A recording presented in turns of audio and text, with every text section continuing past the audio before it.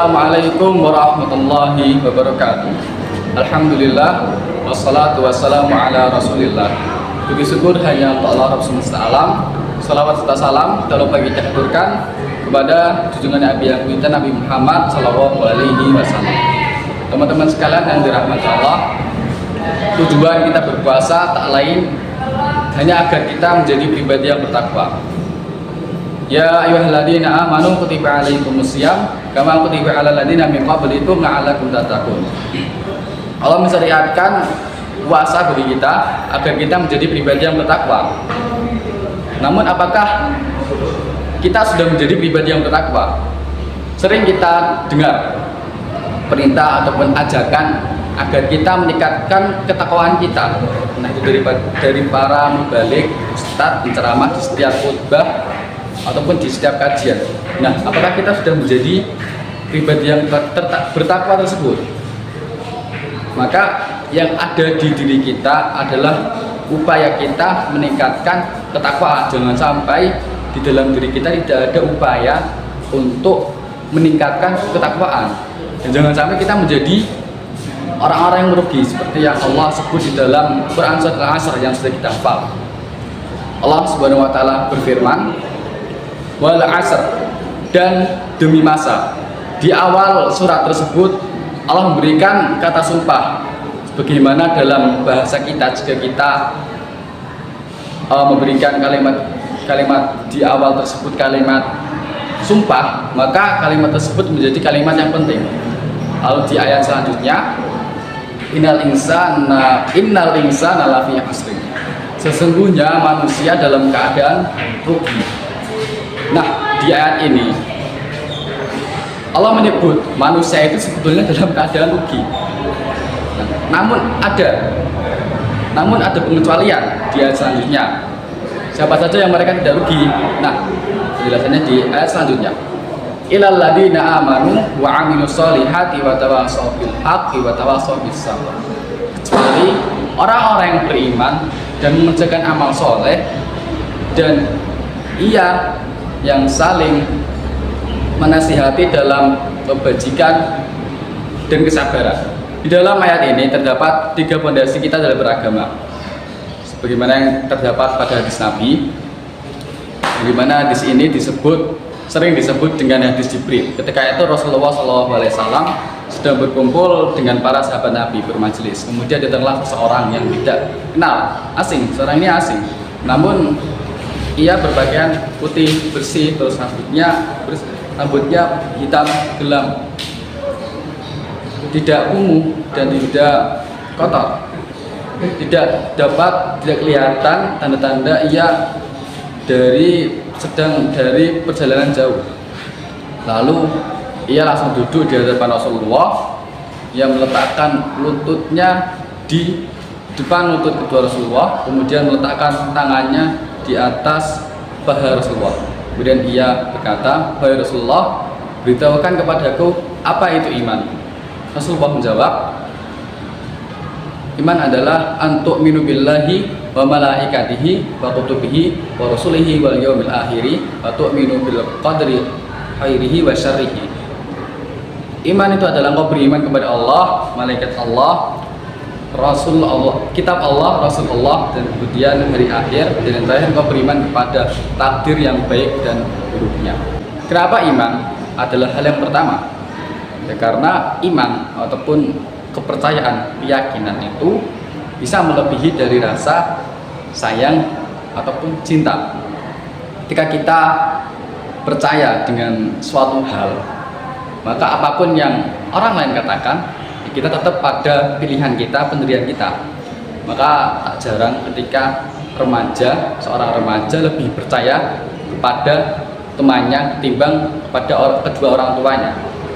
Memang dia cinta kepada orang tuanya, ia sayang kepada bapak ibunya. Namun ketika ia punya masalah, mereka cenderung curhat kepada temannya, ya karena ia lebih percaya kepada temannya daripada kedua orang tuanya. Nah, ini harus diantisipasi oleh orang tua, harus lebih memperhatikan pendekatan lagi kepada anak-anaknya agar rasa kepercayaan anak-anaknya tumbuh lagi kepada orang tua. Lalu ketika kita sudah mempunyai rasa iman kita kepada Allah, kepada agama kita, apa yang harus kita lakukan? Yang selanjutnya adalah rukun-rukun yang ada di agama Islam. Kemudian seseorang itu, kita lanjut ke tadi, seseorang itu bertanya kepada Rasulullah, ya Allah, beritahukanlah kepadaku apa itu Islam. Rasulullah menjawab, anta syahadu alla ilaha illallah wa anna muhammadar rasulullah wa tuqimus shalat wa tu'tiyaz zakat wa tasuma ramadan wa tahajjul baita man istata'a ilaihi sabila.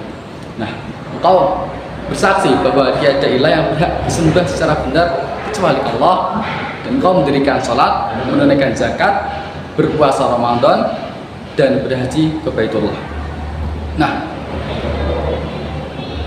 hal yang pertama rukun Islam adalah kita bersyahadat, bersaksi bahwa Allah lah hanya semata-mata Tuhan. Namun kita itu lahir sudah sebagai seorang muslim, keluarga dari muslim. Apakah kita harus bersyahadat lagi? Tidak, karena ketika kita lahir, seorang bayi itu lahir di bumi fitrahnya sebagai seorang muslim.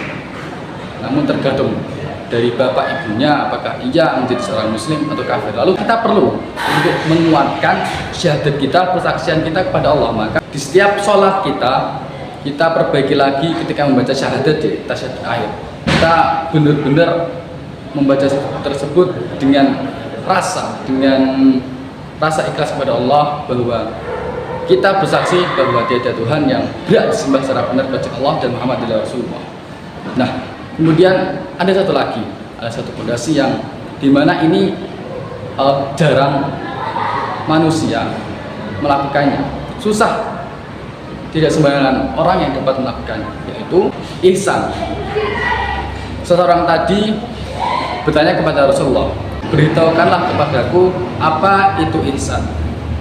Rasulullah Shallallahu Alaihi Wasallam jawab, anta'budallaha ka'annaka tarahu, fa illam yakun tarahu fa innahu yaraka. Engkau beribadah kepada Allah seakan-akan engkau melihat Allah, dan jika engkau belum menganggap Allah itu melihatmu, maka sesungguhnya Allah itu melihatmu.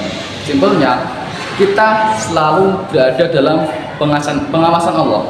Setiap gerak-gerik muslim, seorang muslim, setiap apa yang dilakukan seorang muslim selalu dalam pengawasan Allah. Maka betapa indahnya, betapa tentramnya kehidupan ini bila diisi orang-orang yang selalu menganggap bahwa dirinya dalam pengawasan Allah. Karena ya ia tidak mungkin berani untuk melakukan kemaksiatan.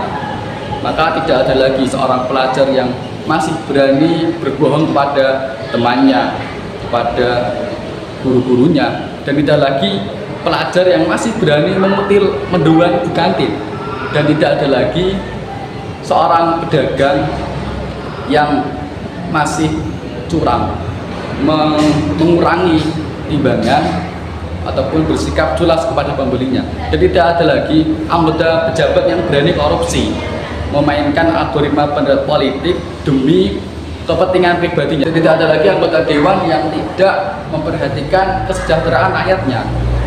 Setiap kebijakan-kebijakan yang ia buat pasti berpihak kepada masyarakat. Maka teruntuk para anggota pejabat dan anggota dewan yang masih merasa aman dalam penguasaan manusia, sesungguhnya Allah selalu mengawasi kita. Jangan sampai ketika nanti di akhir baru azab Allah datang, kita menyesal. Nah, maka di bulan Ramadan ini kita gunakan sebaik mungkin untuk memperkuat, memperkokoh fondasi beragama kita dari hal yang kecil saja, dari diri kita. Ketika kita masuk ruangan, kita mengucapkan salam dari kaki kanan, kemudian mengucap bismillah, kemudian menebarkan salam, menebarkan senyuman kepada orang lain ketika bertemu. Kalau dengan hal-hal kecil tersebut dapat mendorong kita untuk melakukan hal kebajikan yang lain. Mari kita gunakan kesempatan bulan Ramadan ini untuk mendulang pahala-pahala yang ada di bulan Ramadan tersebut. Kita mulai dari hal kecil, dari diri kita sendiri. Terima kasih. Saya mohon maaf atas kekhilafan dan kesalahan saya dalam membawakan kultum ini. Akhirul kalam. Wassalamualaikum warahmatullahi wabarakatuh.